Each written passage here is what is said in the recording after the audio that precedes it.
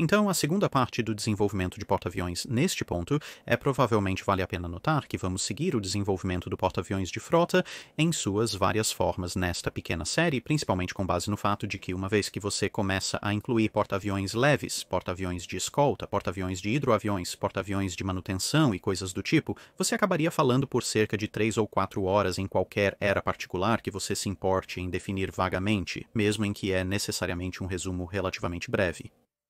E então pegaremos esses outros tipos de porta-aviões futuramente. Por enquanto, você pode perguntar, como estou definindo porta-aviões de frota para este e os próximos vídeos? Escolhi seguir com o seguinte. Eles provavelmente foram projetados como porta-aviões desde a quilha, pois estamos além da era das grandes conversões, exceto se for a primeira tentativa de um país em um porta-aviões. Deve ter sido capaz de atingir cerca de 30 nós ou mais ou menos um nó, e deve ter sido projetado para transportar pelo menos 36 aeronaves, ou seja, 3 esquadrões, se cada um tiver 12 aeronaves. Portanto, neste e nos próximos vídeos, não falaremos sobre navios como a classe Zuiho, Her Majesty's Ship Unicorn ou a classe Independence, embora os Saipans aparecerão no episódio 3 quando chegarmos a isso. Mas como dito, esses outros navies aparecerão em outros vídeos em algum momento, e claro, isso é sobre a história e o desenvolvimento dos porta-aviões, não tanto sobre seu histórico de combate, a menos que isso aconteça para cobrir algum ponto particular relacionado ao design ou uso do navio. Vamos analisar os porta-aviões de cada nação em ordem cronológica do estabelecimento do primeiro porta-aviões no período, pois, diferente do vídeo anterior, há linhas claras de desenvolvimento em jogo. Começamos com a Marinha Imperial Japonesa, especificamente o porta-aviões Ryujo, também conhecido como o Grande Explorador de Brechas. Antes de sua construção, projetos de porta-aviões circularam no Japão e em outros lugares, mas na década de 1920 eram principalmente iterações de projetos como Hermes ou Hoshu, com deslocamento de 10 a 15 mil toneladas, contando para o limite de deslocamento para porta-aviões sob o Tratado Naval de Washington, quando todos tentavam descobrir o melhor uso dos porta-aviões. Além disso, com as grandes conversões prestes a começar a navegar, a ideia de um navio muito menor, as ideias não prosperaram por falta de atratividade. No final dos anos 1920, o Japão estava confiante em sua doutrina operacional de porta-aviões e buscava expandir sua frota. Eles acreditavam ter encontrado uma maneira de fazer isso mantendo a permissão de deslocamento do Tratado de Washington para navios maiores posteriormente. No tratado, um porta-aviões foi definido como um navio deslocando mais de 10 mil toneladas e projetado para transportar aeronaves, visto que os primeiros porta-aviões dedicados Hermes e Harushō estavam próximos deste limite. Era lógico que, com o aumento do tamanho e desempenho das aeronaves, novos porta-aviões de frota precisariam ser maiores para serem úteis. Os japoneses decidiram testar se poderiam obter um porta-aviões útil com menos recursos, usando técnicas de economia de peso e contabilidade criativa desenvolvidas em suas linhas de cruzadores e destroyers. O navio resultante não seria nem de longe tão capaz quanto a Kaji ou Kaga. Não importaria tanto desde que tivesse um grupo de voo útil e eles pudessem construir quantos quisessem. Para estar no lado seguro e também para tornar o design mais barato e, assim, mais facilmente construível em grandes números, Ryujo foi projetado para deslocar cerca de 8 mil toneladas em deslocamento padrão, renunciando a qualquer semelhança de proteção em um casco que se situava entre Hoshu e Hermes em termos de dimensões gerais, bem como a falta de uma ilha. Tudo isso para inicialmente transportar 24 aeronaves e atingir 29 nós. Isso era um pouco abaixo do que um navio como o Kage poderia fazer, mas com o Kaga na frota era uma velocidade máxima aceitável para a marinha japonesa, já que o Kaga era ainda mais lento. Com o trabalho começando em 1929, em meio à construção, decidiu-se que ela deveria carregar 48 aeronaves e, assim, um outro convés de hangar foi adicionado, e, quando ela emergiu, parecia que a marinha japonesa tinha um verdadeiro vencedor em suas mãos, um porta-aviões rápido que poderia operar um grupo aéreo maior do que alguns navios com mais do que o dobro de seu deslocamento e mais da metade do deslocamento de navios 4 vezes maior que o seu.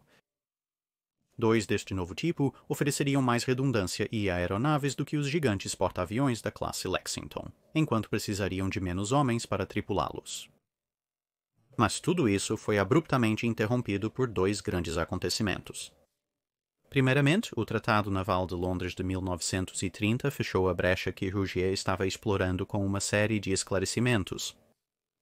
Especificamente, artigo 3, seção 1. Para os propósitos do Tratado de Washington, a definição de porta-aviões no capítulo 2, parte 4, é substituída pela seguinte definição. A expressão porta-aviões refere-se a qualquer navio de guerra de superfície, independentemente do deslocamento, projetado exclusivamente para transportar aeronaves e construído de modo a permitir o lançamento e pouso das mesmas. Então, artigo 4, seção 1, nenhum porta-aviões de 10.000 toneladas ou 10.160 toneladas métricas ou menos de deslocamento padrão, montando um canhão acima de 6,1 polegadas de calibre, será adquirido ou construído por ou para qualquer das partes contratantes altas. Seção 2. A partir da entrada em vigor do presente tratado em relação a todas as partes contratantes altas, nenhum porta-aviões de 10.000 toneladas métricas ou menos de deslocamento padrão montando um canhão acima de 6,1 polegadas e 155 milímetros de calibre será construído dentro da jurisdição de qualquer das partes contratantes altas. O subtexto de "isso significa você, Japão" dificilmente poderia ter sido mais claro se estivesse escrito nas margens em tinta vermelha e em letras maiúsculas. Isso trouxe uma parada imediata aos planos de construir mais deste tipo de porta-aviões, que foi associado a relatórios contínuos de problemas de estabilidade no navio que não foram ajudados pelo deck de hangar adicional que não estava presente no projeto original. Com os incidentes de Tomozuru e da Quarta Frota no início, nos anos 1930, o navio foi levado de volta ao cais para reforço adicional e outras medidas visando mantê-lo na vertical. As medidas iniciais após o primeiro incidente foram afortunadas, pois mesmo com as mudanças, a embarcação foi danificada e inundada no hangar durante o último incidente em que estava presente. Sem as modificações iniciais, ela poderia ter tido um destino muito pior. Então foram realizadas modificações adicionais, remodelando e elevando a proa, entre outras coisas. Como resultado, seu deslocamento padrão geral ultrapassou 10.000 toneladas de qualquer forma. Então, mesmo que a brecha não tivesse sido fechada, ela não teria sido uma exploradora prática de brechas a longo prazo, em qualquer caso. No entanto, ela se mostraria útil como um navio de teste, além de suas funções normais, com muitas aeronaves que entrariam em serviço na marinha japonesa, estreando para testes a bordo dela durante a década de 30, além de demonstrar uma série de novas táticas, incluindo o uso do então novo bombardeiro de mergulho. Ela também mostraria um dos principais problemas com seu conceito geral. O aumento do tamanho e capacidade das aeronaves navais na década de 30 reduziu rapidamente a capacidade geral do navio, que inicialmente operava 48 aeronaves. Muitas aeronaves posteriores sequer conseguiam usar o elevador traseiro da embarcação. No entanto, ela comprou uma valiosa experiência para a marinha japonesa, preparando-os para a próxima tentativa de um primeiro porta-aviões de frota adequado, o Soryu. Embora Soryu e Hiryu sejam frequentemente mencionados juntos, e às vezes agrupados na mesma classe, existem algumas diferenças substanciais entre os dois navios. Eles deveriam ter sido os mesmos, tendo sido autorizados no mesmo programa naval no início dos anos 30, mas Soryu foi estabelecido em 1934, o que significava que, enquanto usava muitas das lições de Ryujo, seu design foi finalizado antes dos dois grandes incidentes mencionados, e por isso foi construída de forma leve, com um perfil estreito e proteção mínima de armadura em qualquer lugar. Consequentemente, ela era uma embarcação surpreendentemente leve, pesando pouco mais de 16.000 toneladas de carga padrão, mas usando uma usina de energia efetiva de um cruzador da classe Megami, atingia mais de 34 nós com 2 hangares que lhe davam um grupo aéreo projetado de mais de 60 aeronaves, sem contar as peças de reposição. E isso se comparava favoravelmente com os porta-aviões mais antigos, mais que triplicando o grupo aéreo dos primeiros porta-aviões propositais, com menos que o dobro do deslocamento, sendo bem mais rápido e tendo de 70% a 80% do grupo aéreo das grandes conversões, que eram quase o dobro do seu deslocamento. Mas como com Rougeot, os números empolgantes escondiam uma série de falhas. O hangar superior era baixo e a proporção comprimento-largura do navio era tão fina que a ilha tinha que ser projetada para fora em uma saliência a estibordo para manter o convés de voo livre. E claro, o navio foi construído de maneira muito leve. Algumas correções menores poderiam ser feitas após a construção, à luz dos incidentes de Tomoruzu e da Quarta Frota, mas problemas fundamentais como a estreiteza do casco não poderiam ser corrigidos. Hiryu, por outro lado, foi estabelecido em 1936 com alterações em seu design antes do início da construção. Como resultado, ela seria cerca de 2.000 toneladas mais pesada que Soryu, com uma viga mais larga e realmente teria uma proteção significativa. Trabalhos adicionais no Proa melhoraram sua navegabilidade e o casco foi construído de forma mais robusta. A ilha foi posicionada mais para trás no casco e podia ser trazida mais para dentro em relação à Soryu, devido à maior largura geral. Como os planos da Marinha Japonesa previam que os porta-aviões operassem em pares, Hiryu também tinha uma característica quase única que até então só havia sido vista em Akagi. A ilha estava no lado de bombordo do navio. Essa característica não funcionou muito bem. E não seria repetido no geral. Esses 3 primeiros porta-aviões construídos para esse fim serviriam bem o suficiente, embora Rugio visse seu grupo aéreo e seu pacote de ataque operacional cair fora do dever de linha de frente no Kiribati por muitas operações e Hiryu e Soryu acabariam sentindo o aperto dos sacrifícios em proteção que eles fizeram quando ambos foram atingidos em Midway por 3 bombas cada, embora armas de 1.000 libras que eles não anteciparam. Mesmo nos projetos de rascunho mais protegidos, e eles acabaram sendo afundados, Rujô sucumbindo a uma barragem similar de bombas com um torpedo jogado dentro. Para boa medida depois. A Marinha Imperial Japonesa possuía 4 porta-aviões de frota completos além do Rujô. Com as lições aprendidas, estava pronta para encomendar sua primeira classe de porta-aviões de frota composta por navios semelhantes, a classe Shikaku. O Hiryu foi estabelecido em 1936, mesmo ano em que o Japão se retirou do sistema de tratado naval.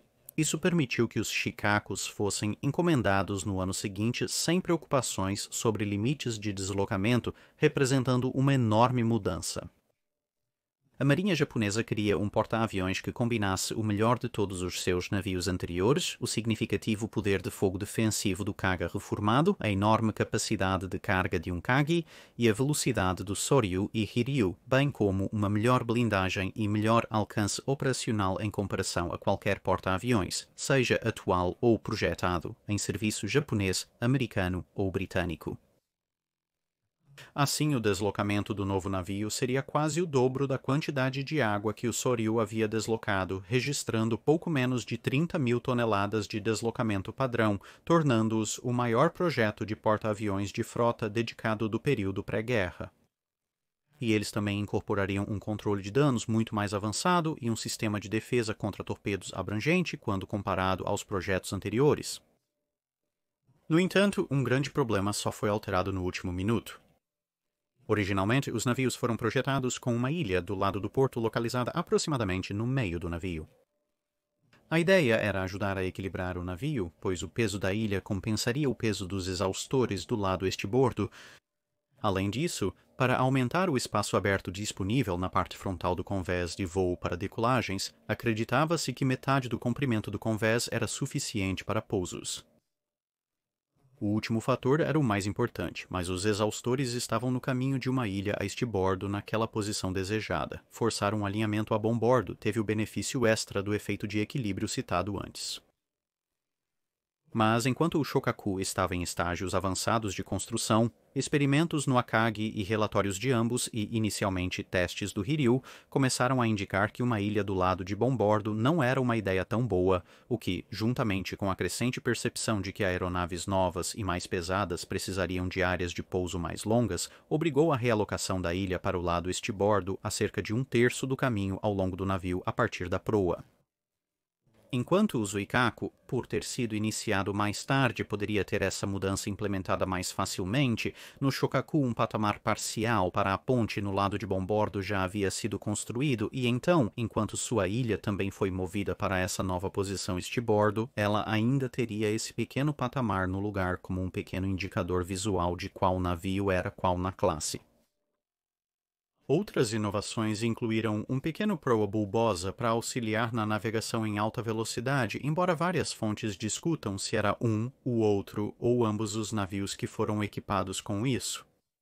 Embora, a partir das fotos disponíveis e do equilíbrio das fontes, eu esteja inclinado a concordar com ambos neste caso, já que o Shikaku definitivamente tinha essa inovação, como pode ser visto nas fotos do estaleiro, e pareceria um pouco estranho que o Zuikaku, o segundo navio da classe, de alguma forma não fosse equipado com isso. Os hangares do navio eram fechados, de acordo com os princípios de design japonês, embora as paredes fossem levemente construídas e estivessem lá principalmente para manter o mar afastado. Em vez de algo mais agressivo, alguma consideração foi dada à ideia de que essas seções falhariam sob pressão para explodir no caso de um evento catastrófico no hangar, assim mitigando os efeitos de qualquer explosão significativa. Apesar de seu maior tamanho, os navios ainda podiam fazer mais de 34 nós, graças a uma usina de energia verdadeiramente monstruosa, e foram projetados para transportar 72 aviões ativos e 24 de reserva, embora na época em que entraram em serviço, aviões novos e maiores, uma constante maldição dos designs de porta-aviões do período entre guerras, significava que enquanto 72 aviões ativos eram mantidos, o número de aeronaves de reserva havia caído para 12.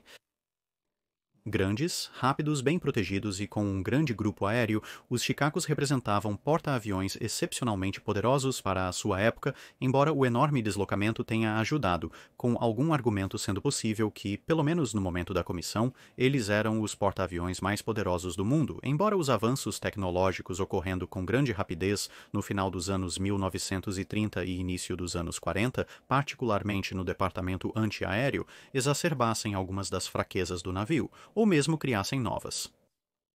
Os porta-aviões japoneses, construídos no período entre guerras, carregavam canhões de duplo propósito de 127 mm apoiados por baterias do questionável canhão de 25 mm em várias montagens.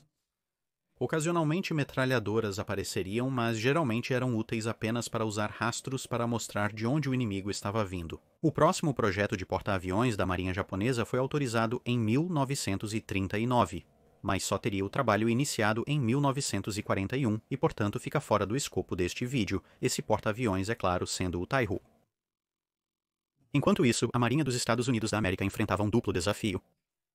O Japão, e de fato a Grã-Bretanha, já haviam projetado pelo menos um navio desde o início como um porta-aviões, enquanto cada um dos 3 cascos de porta-aviões em serviço nos Estados Unidos da América eram conversões. A Marinha dos Estados Unidos da América não só tentava expandir sua frota de porta-aviões, mas também construir pela primeira vez um casco projetado especificamente para essa finalidade. Mesmo assim, Langley ofereceu lições valiosas para se basear em termos de arranjos de hangares e operações de voo, enquanto Lexington e Saratoga eram finalizados. Mas havia um fator complicador adicional. A Marinha dos Estados Unidos da América ainda estava cumprindo os requisitos do Tratado Naval e fazia sentido ter porta-aviões semelhantes preenchendo a cota de deslocamento restante, que somava 69 mil toneladas, quando medida em toneladas longas, a medida preferida do sistema de tratado. Isso permitiria uma classe de 3 navios de 23 mil toneladas, 4 com pouco mais de 17 mil toneladas cada, ou 5 com pouco menos de 14 mil toneladas. Jogos de guerra em escala de mesa da Marinha dos Estados Unidos da América mostraram que um porta-aviões encontrado era um porta-aviões afundado, sugerindo que seria melhor ter porta-aviões menores em maior número, para que alguns cascos ainda restassem após qualquer ataque. Além disso, dentro dos tamanhos de navio ditados pelos deslocamentos sugeridos, você seria capaz de transportar mais aeronaves no total com 5 porta-aviões menores, assumindo alguns compromissos de design, do que com 3 maiores. Isso iniciaria uma relação persistente de idas e vindas entre a Marinha dos Estados Unidos da América e cascos de porta-aviões de frota menores, embora o trabalho preliminar de design no início dos anos 1920 considerasse designs com deslocamentos padrão variando de 11 mil até 27 mil toneladas, o limite superior do Tratado de Washington, em um esforço para derivar aproximadamente quais aumentos e diminuições no deslocamento fariam um porta-aviões ganhar ou perder em termos de capacidade. Em meio a isso, houve um surpreendente choque de prioridades. Os jogos de guerra previam que um porta-aviões precisaria operar bombardeiros de mergulho e torpedo, sendo o primeiro uma ideia relativamente nova. As demonstrações de bombardeio de mergulho do United States Ship Langley foram tão impressionantes que, por economia, decidiu-se que o novo navio levaria apenas bombardeiros de mergulho e caças, sem provisão para torpedos ou bombardeiros de torpedo. Isso tinha certas vantagens, pois o bombardeiro de mergulho era bem menor e mais leve que um bombardeiro de torpedo, então você poderia acomodar mais deles num determinado espaço de hangar. Mas, como se veria mais tarde nas estimativas dos anos 1920, a eficácia do bombardeio de mergulho estava um pouco exagerada neste ponto e essa decisão prejudicaria o navio futuramente. Além disso, como apenas o Langley estava disponível para fornecer lições, o novo porta-aviões seria projetado sem uma ilha, exigindo que os gases de escape dos motores fossem desviados separadamente. Foi apenas quando as grandes conversões entraram em serviço que as vantagens de uma ilha se tornaram aparentes, e então uma foi rapidamente adicionada ao navio enquanto estava em construção, resultando em um híbrido um tanto estranho que tinha exaustores, troncos e uma ilha em vez de uma ilha integrada e chaminé. Isso também aumentaria o peso total do navio, ocupando mais espaço na tonelagem limitada disponível para a Marinha dos Estados Unidos da América. Os designers também foram forçados a abandonar a ideia de equipar o navio com torres de canhão de 8 polegadas triplas, devido às penalidades de peso em um navio deste tamanho, que comprometeriam a capacidade de manter um grupo aéreo útil. Ainda assim, a Marinha dos Estados Unidos da América concluiu que idealmente eles queriam um porta-aviões de tamanho máximo, ou seja, um construído até o limite de 27 mil toneladas dos tratados, com designs variantes sendo um chamado porta-aviões suave com um convés nivelado, muitas aeronaves e equipamento defensivo bastante mínimo em comparação a um navio mais lento, mais fortemente armado com menos aeronaves e mais armas.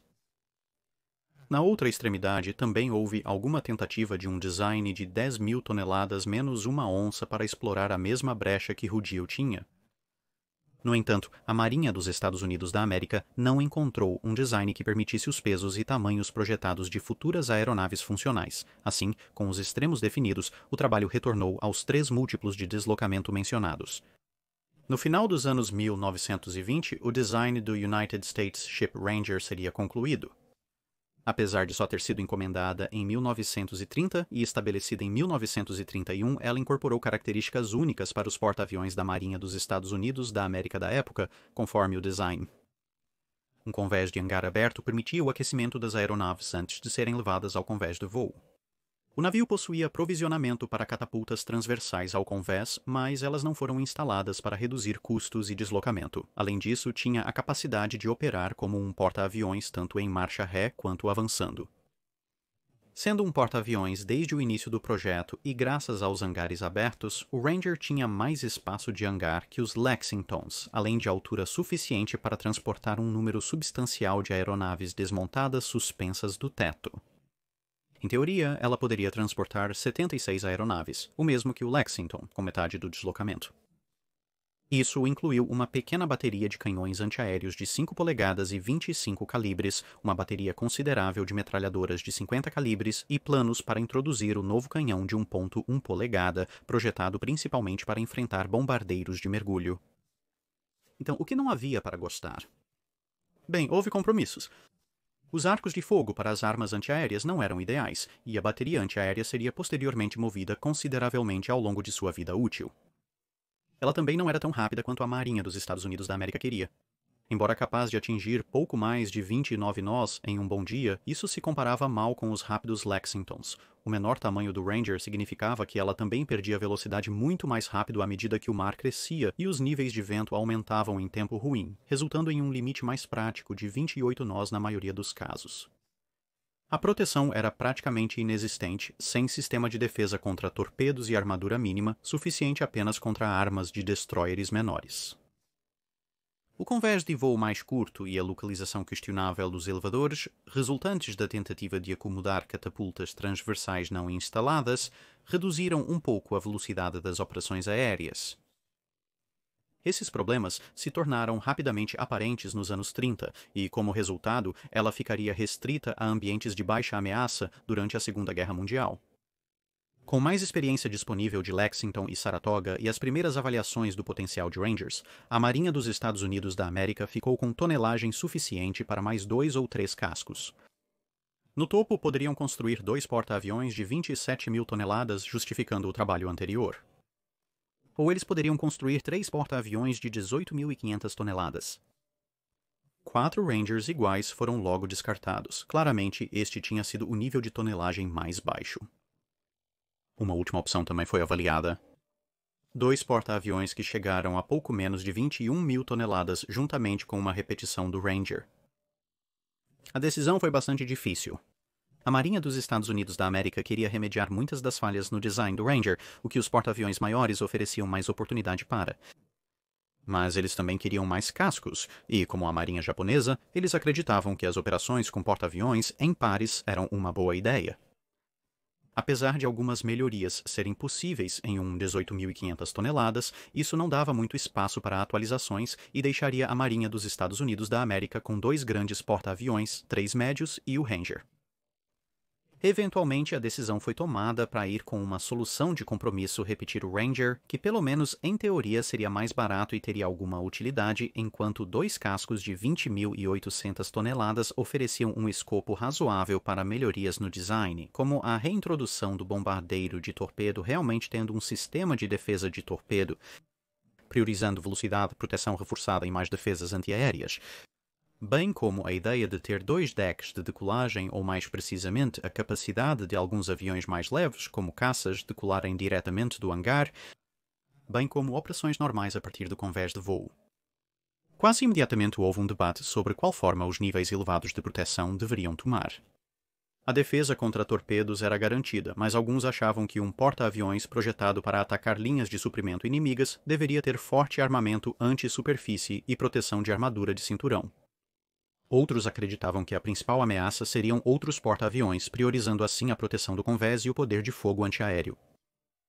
Acreditava-se que um acerto de bomba deveria prejudicar as operações de um porta-aviões e 2, tirá-lo completamente das tarefas operacionais, com jogos de guerra e exercícios de problemas de frota, sugerindo que, embora um porta-aviões ainda não fosse a arma decisiva, a capacidade de controlar os céus, fazer reconhecimento e desgastar a frota inimiga seria uma grande vantagem, resultando em muitos exercícios em que ambos os lados atacam primeiro o porta-aviões do outro para alcançar a superioridade aérea necessária.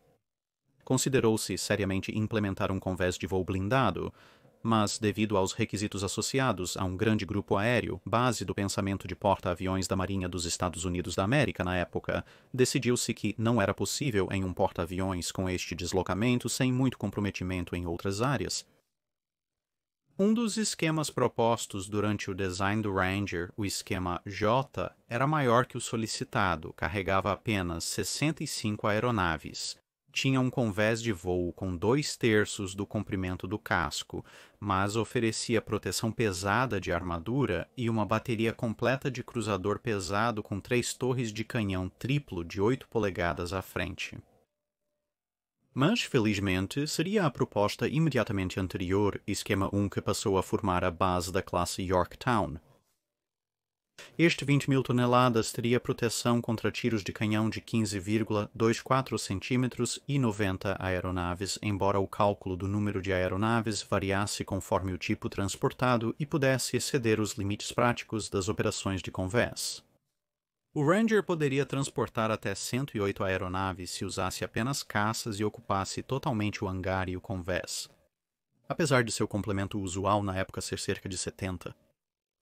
Da mesma forma, a capacidade da classe Lexington era de 70, 90 ou 110 aeronaves, dependendo da medida que você usava. A principal restrição era que, ao adicionar mais aeronaves no convés, não seria possível recuperá-las, pois a área de pouso estaria ocupada. Em um exercício, um grupo aéreo de 82 aeronaves operacionais a bordo do Lexington foi reduzido para 52 no dia seguinte, após problemas na gestão de todas elas. O motivo pelo qual o esquema 1 agora era de 20.000 toneladas, em vez de 20.700 toneladas, era que se percebeu que um convés de voo de 2 níveis, blindagem para o convés de voo principal e um hangar e navio bem protegidos, não caberiam todos neste deslocamento.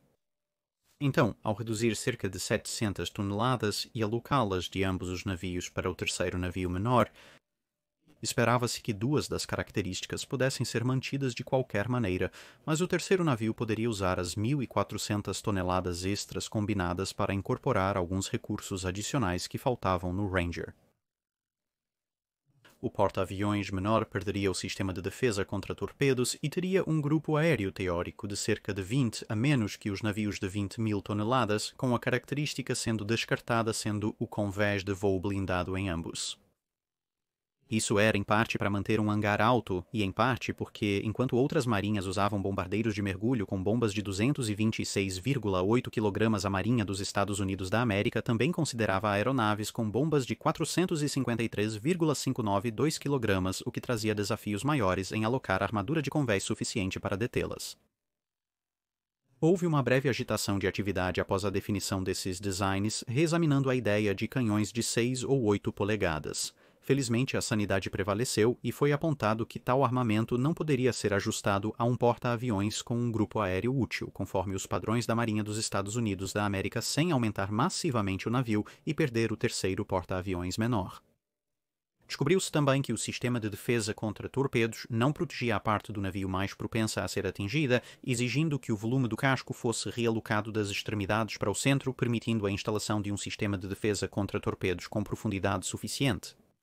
Ainda não era especialmente bom, e a natureza não alternada das salas de caldeiras e motores dobrava essa fraqueza. Mas, com o peso acumulando cada vez mais no navio como resultado de níveis crescentes de armamento antiaéreo e aeronaves cada vez mais pesadas, foi deixado como estava, algo que o Hornet viria a se arrepender mais tarde na vida.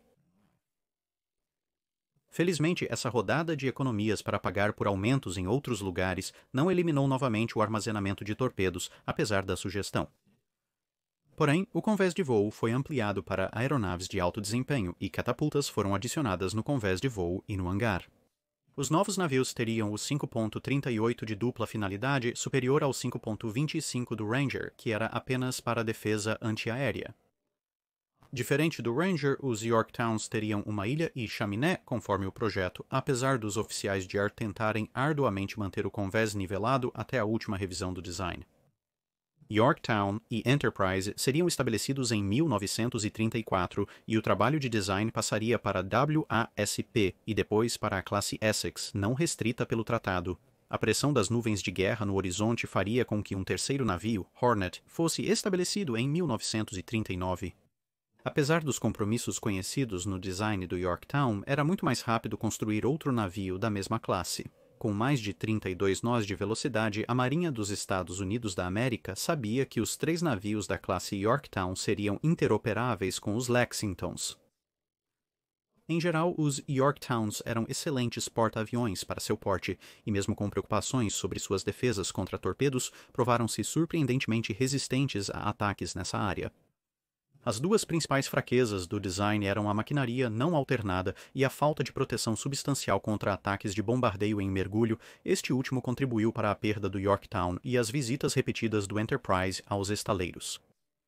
Contudo, esses problemas já eram conhecidos em certa medida no lançamento e foram mais impostos à classe pela necessidade de atender às restrições de peso do tratado do que por falhas da equipe de design.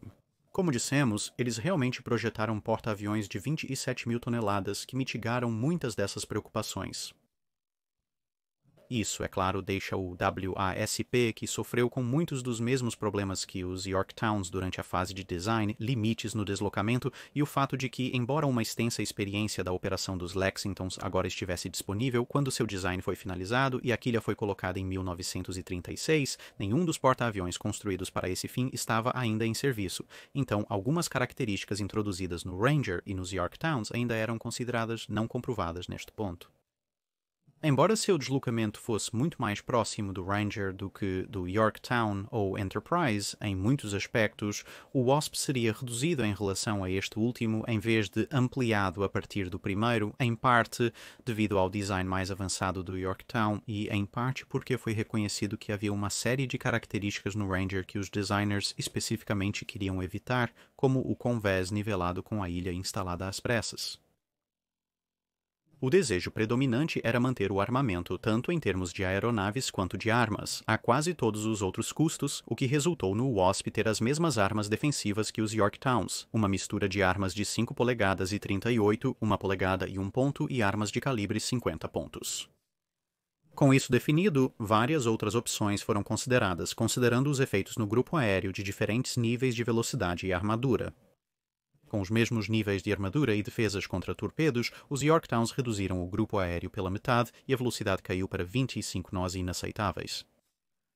Aumentar para 32 nós significava nenhuma proteção e as mesmas restrições para o grupo aéreo.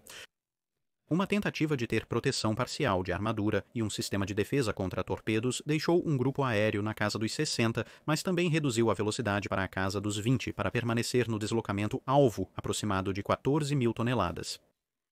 72 era possível com poder de fogo defensivo especificado a pouco mais de 29 nós, permitindo acompanhar o Ranger, mas sem defesa contra torpedos e armadura mínima em outros lugares.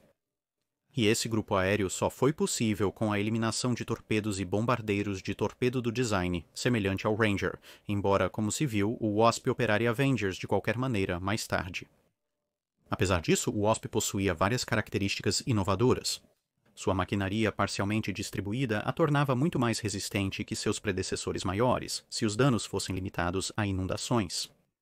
Ela introduziu o elevador de borda do convés e foi construída com um casco assimétrico, permitindo equilibrar a carga deslocada da ilha e da chaminé sem lastro morto.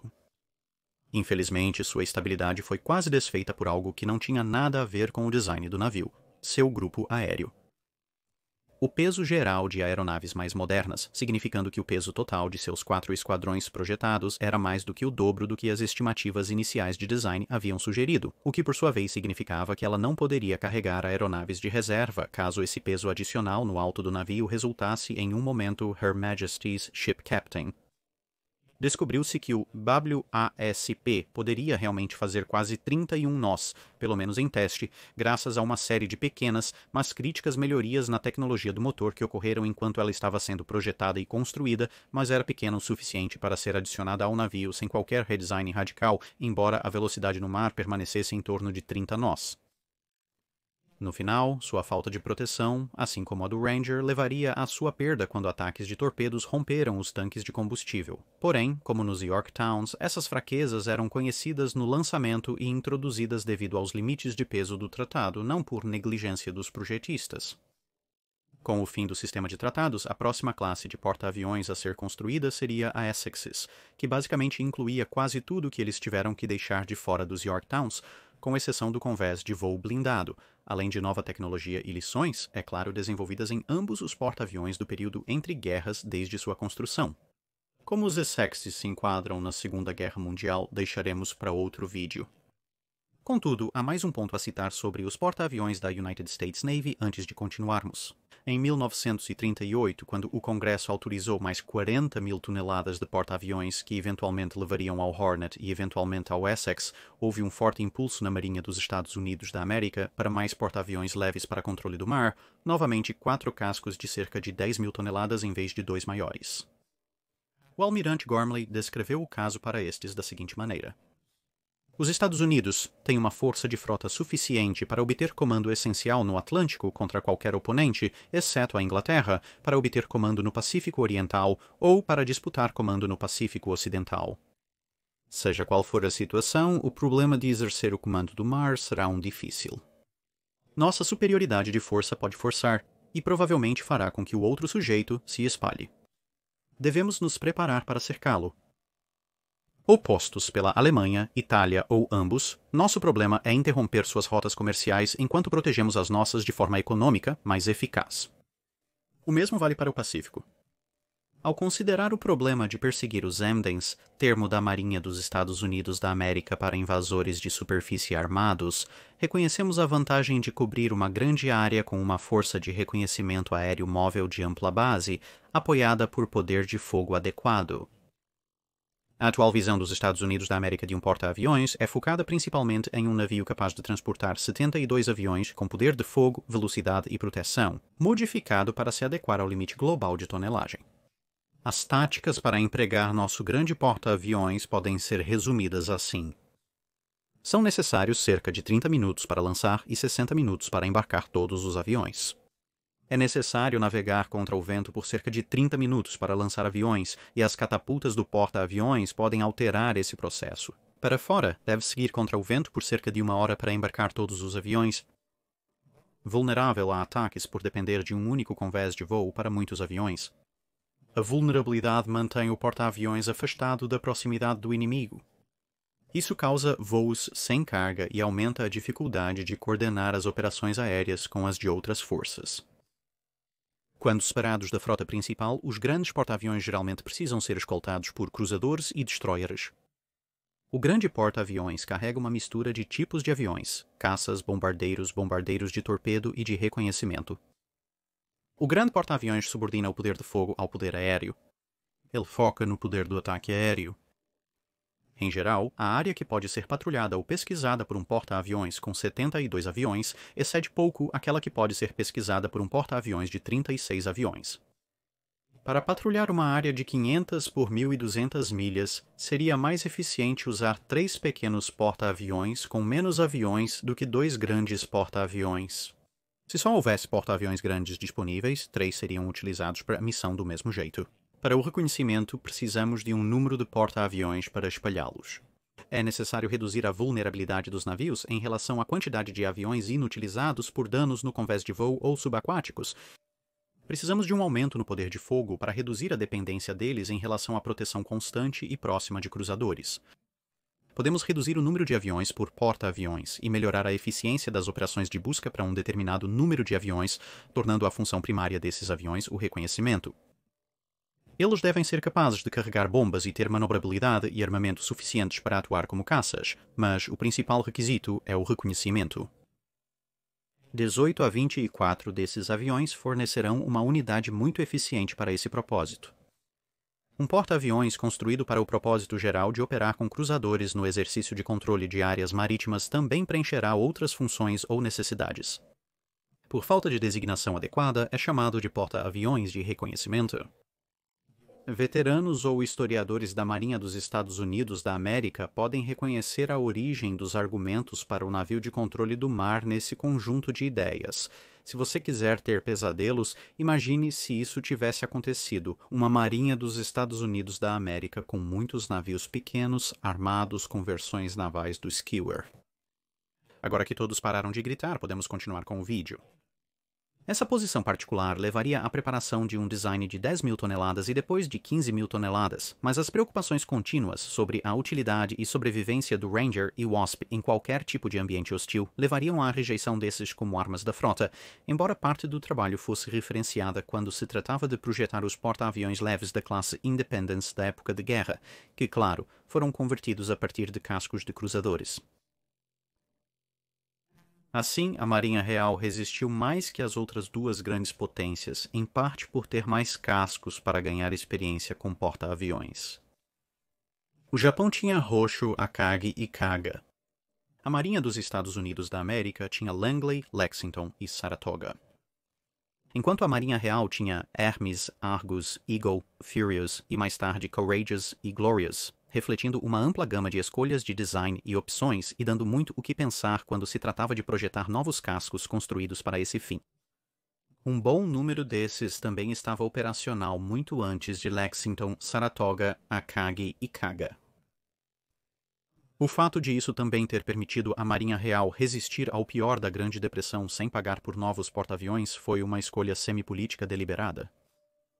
Períodos de conflito também tiveram um papel importante. O Japão ganhou experiência útil em combate de porta-aviões no final dos anos 1930 durante uma guerra com a China. No entanto, isso ocorreu após a construção da maior parte da frota de porta-aviões da Marinha Japonesa no período entre guerras, fornecendo mais experiência operacional do que de design para essa frota. A Marinha dos Estados Unidos da América fez jogos de guerra de mesa e extensos na vida real, mas com o Império Britânico e uma visão menos isolacionista, entre o uso do Her Majesty's Ship Vindictive no Báltico e estações estrangeiras de longo prazo, como operações de caça aos piratas pelo Her Majesty's Ship Hermes e Her Majesty's Ship Eagle na China, e exercícios complexos de porta-aviões na frota do Mediterrâneo, a Marinha Real entrou nos anos 30 com considerável experiência operacional de porta-aviões. No entanto, eles enfrentaram alguns ambientes operacionais bastante diferentes. Japão e Estados Unidos da América poderiam construir navios visando operações mútuas no Pacífico, com portos de origem em um lado do oceano e a maioria ou toda a frota à disposição, embora não totalmente. A Marinha Real tinha que considerar operações no Pacífico apenas com bases de linha de frente e parte da frota, além de operações no Mar do Norte, Atlântico, Mediterrâneo e outros lugares, enfrentando oposição considerável de aeronaves baseadas em terra. Ninguém, exceto o Japão, considerou um problema no Pacífico, pois desconheciam as capacidades de longo alcance das aeronaves de ataque japonesas em desenvolvimento. Os japoneses corretamente acreditavam que ninguém mais tinha aeronaves para igualá-los neste papel específico. Isso deixou a Marinha Real considerando uma série de opções, mas no início dos anos 30, o conflito com o Japão parecia de longe o mais provável, e então, um porta-aviões de frota teria que ser efetivamente uma ilha móvel autossuficiente e sobrevivente longe de um reabastecimento ou reparo fácil. Isso, por sua vez, exigia um grande grupo aéreo, mas também exigia um navio que pudesse evitar danos o máximo possível, tudo enfiado em um casco que se adequasse aos novos requisitos do então iminente Segundo Tratado Naval de Londres, que havia reduzido o deslocamento máximo do porta-aviões de 27.000 para 23.000 toneladas. O porta-aviões também teria que caber nos menores diques secos disponíveis no exterior, pois voltar pela metade do planeta sempre que algum dano maior fosse sofrido seria totalmente inaceitável e poderia de fato ter levado à perda de um navio.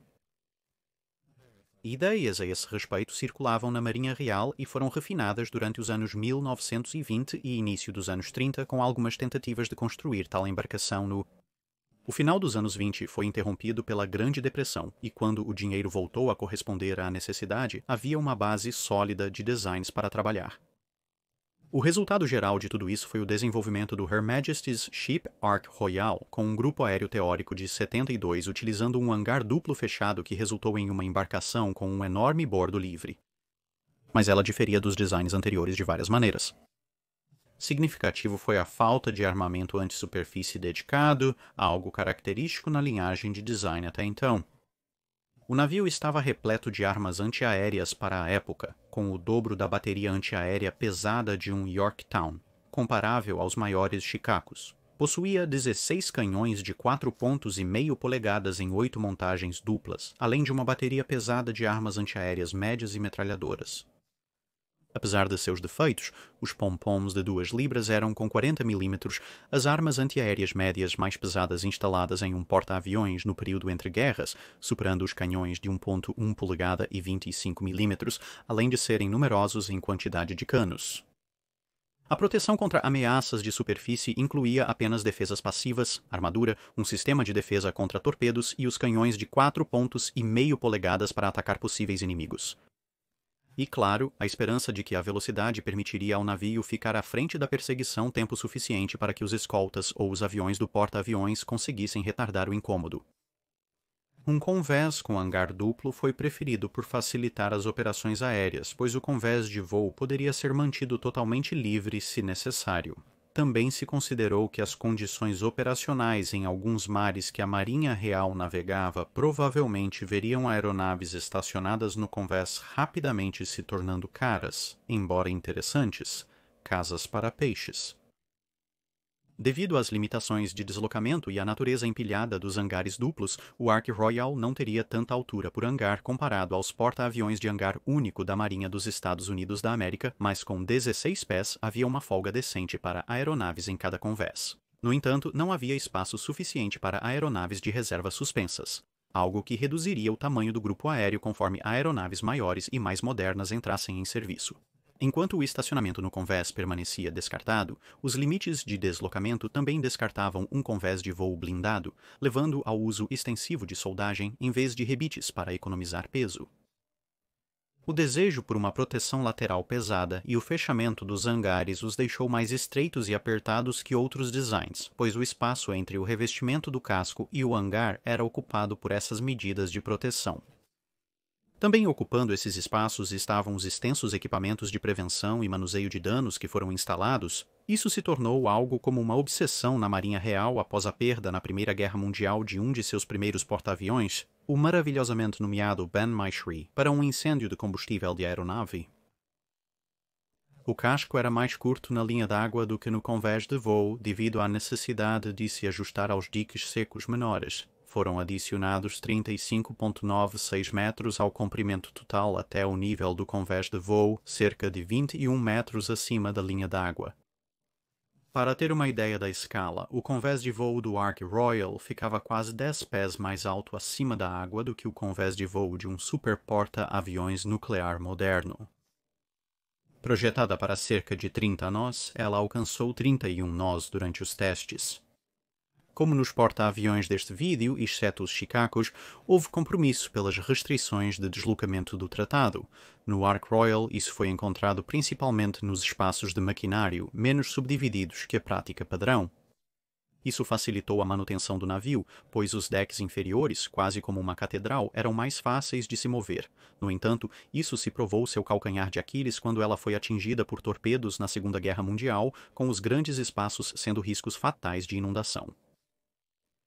Outro fator a considerar é que, com a expectativa de operações de longo prazo e uma distância muito longa para reabastecimento, uma boa parte do espaço do hangar do Ark Royal foi reservada para uma extensa oficina de manutenção e seus recursos auxiliares.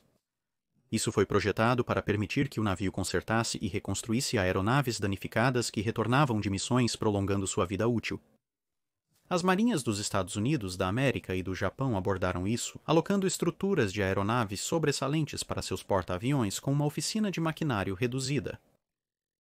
Essa escolha foi motivada em parte pela reação da Marinha Real à chegada de aeronaves mais novas e mais rápidas que diferiam um pouco da reação mais de outras marinhas. Antes da invenção do radar, acreditava-se que aeronaves mais novas e rápidas alcançariam o porta-aviões antes que caças além da patrulha aérea fossem lançados. As marinhas japonesa e americana acreditavam em um ataque massivo bastante rápido para dominar seu inimigo, com um segundo ataque à frota inimiga em geral, supondo que o porta-aviões sobrevivesse a essa primeira troca de golpes. Os japoneses acreditavam que a sobrevivência era melhor alcançada atingindo o inimigo mais longe do que eles poderiam revidar e então recuando com velocidade, patrulha aérea de combate e armas antiaéreas caso necessário.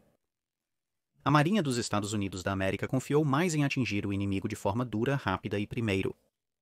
E enquanto a patrulha aérea de combate e as armas antiaéreas estavam presentes, talvez fosse a mais aceitável das três grandes marinhas para a possibilidade de perder um porta-aviões, pelo menos como uma unidade operacional, se não realmente afundado, como resultado direto de um ataque inimigo ou contra-ataque.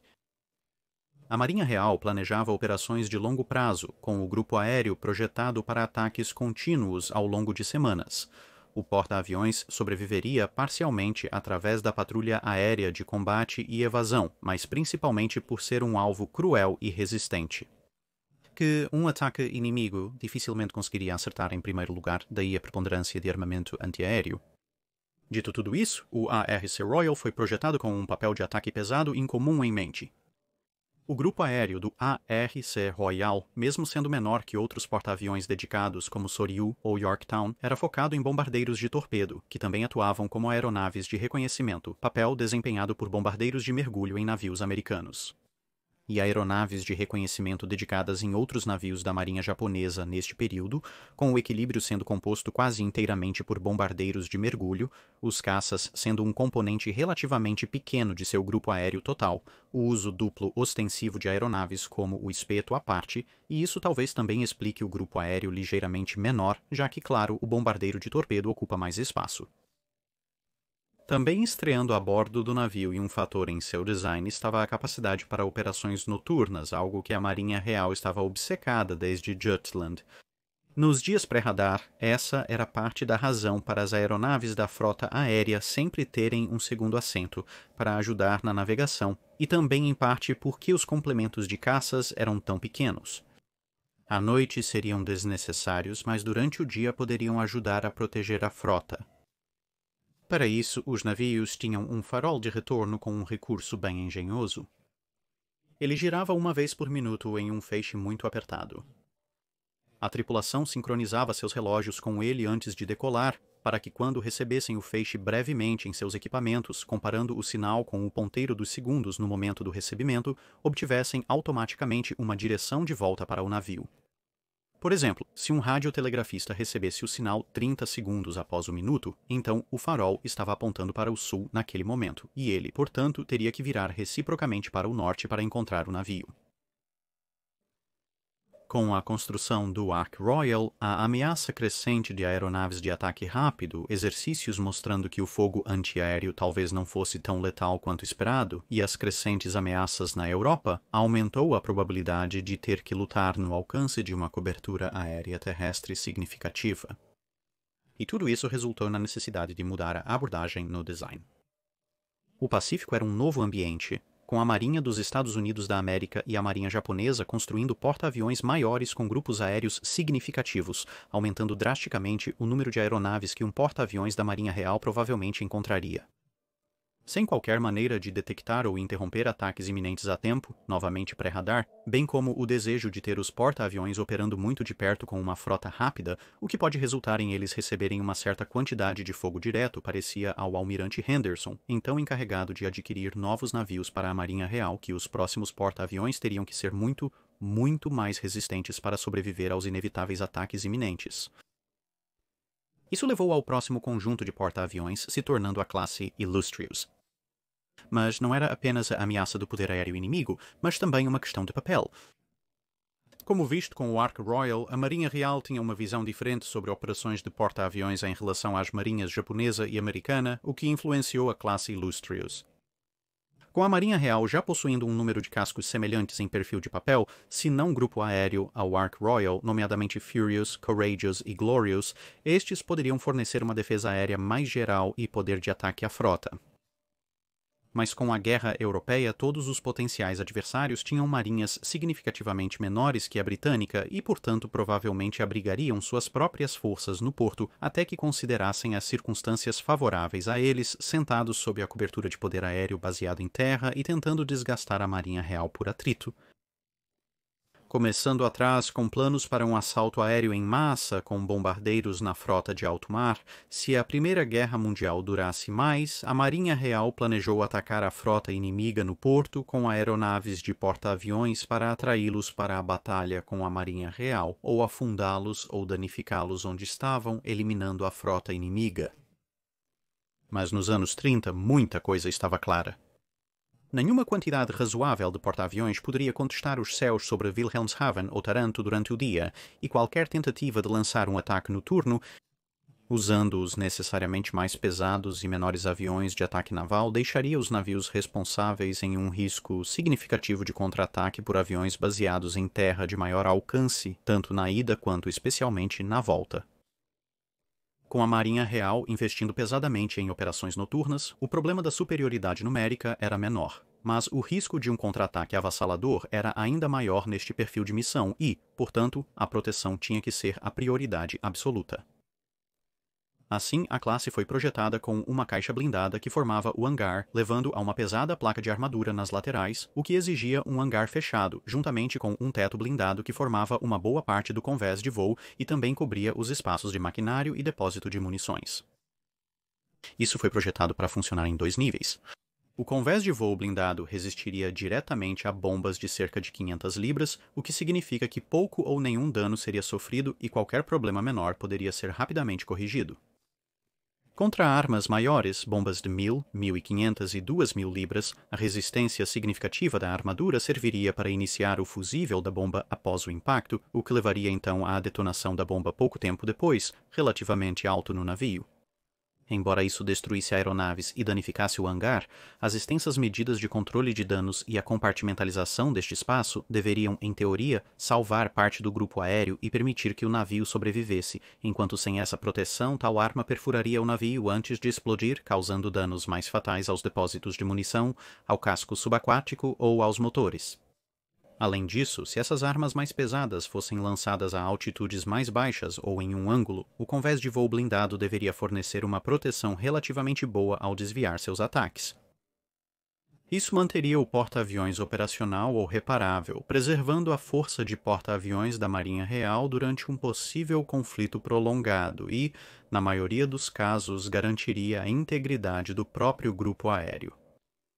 Isso permitiria seu reuso em múltiplos confrontos, pois um ataque a uma frota inimiga ancorada exigiria ataques posteriores, ou, se a frota emergisse, as aeronaves do porta-aviões seriam necessárias para continuar atingindo-as e defender a frota da Marinha Real.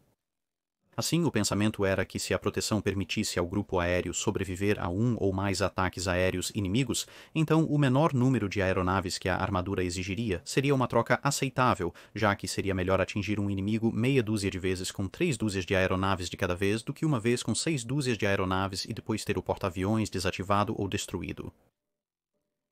Porém, no limite de deslocamento de 23 mil toneladas, isso implicaria em mais compromissos além do grupo aéreo, que ficaria em torno dos 30 e poucos sem usar um parque de convés.